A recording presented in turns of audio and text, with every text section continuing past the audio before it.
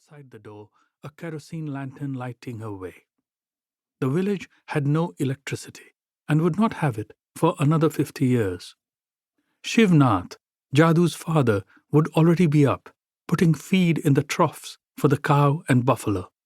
From the crack in the wall, Sumitra would pull out the twig and chew on its tip before using the crushed end to brush her teeth. A little before dawn, on a wet July day, Sumitra gingerly crossed the threshold with the lantern in one hand. The earthen floor was slippery from the rain.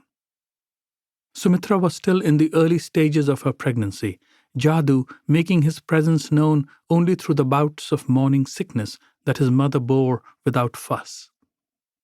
The air felt damp on Sumitra's skin. When she put the lantern down and reached up to remove the neem twig, she was stunned by a bite on her hand. At first, Sumitra thought that she had disturbed a wasp, but then she saw the snake slither down. The cobra, probably attracted by the eggs in the sparrow's nest, or maybe only seeking shelter from the night's rain, had hidden itself in the crack.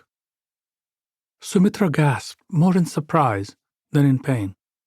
Shivnath later said that he was emptying the bucket of fodder for the horse, and on hearing Sumitra's small cry, the animal turned its head toward her. When her husband reached Sumitra, she was sitting on the ground holding her hand.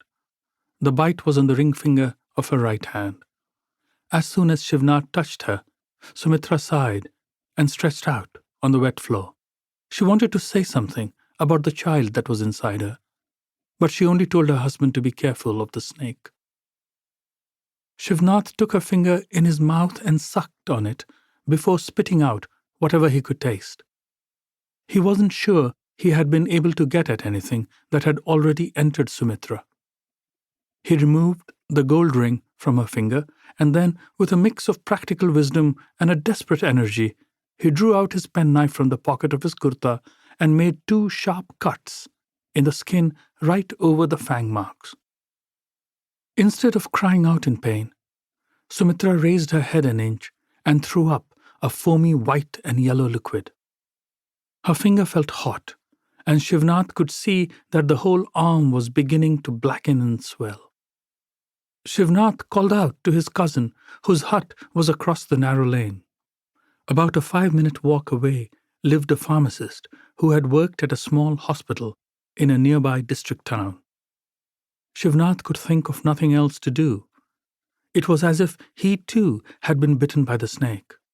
Dazed, he first fetched water and cleaned Sumitra's face, and then picked her up in his arms. Slowly, as carefully as Sumitra herself had walked on the wet floor, he crossed into the house. Sumitra hadn't spoken a word. Her eyes were closed. Her whole body convulsed without warning, and she vomited again. The cousin hadn't come back yet with the pharmacist, and unable to do anything else, Shivnath rubbed ash from the previous night's cooking fire on Sumitra's cut to stop the bleeding. Then he ran outside to get neem leaves, thinking that the juice would be an antiseptic. When he was plucking the leaves, he caught sight of Babulal Mishra, the pharmacist.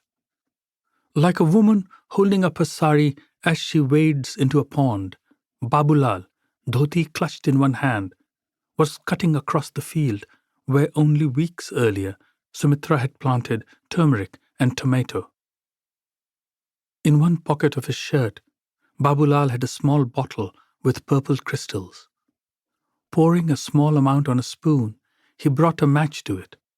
Shivnath watched as pink flames quickly glowed on the dark metal, and he stood watching in surprise and pain as Babulal wordlessly transferred the flaming crystals, bubbling now, from the spoon onto Sumitra's finger. She woke up with a scream, and Shivnath saw that Babulal held Sumitra's shoulder down with his fingers spread wide as if it were he who was her husband. After more crystals had been dissolved in water in a small brass lota, Babulal asked Shivnath to unlock Sumitra's jaws, and then he poured the pink liquid into her mouth. After that, they began.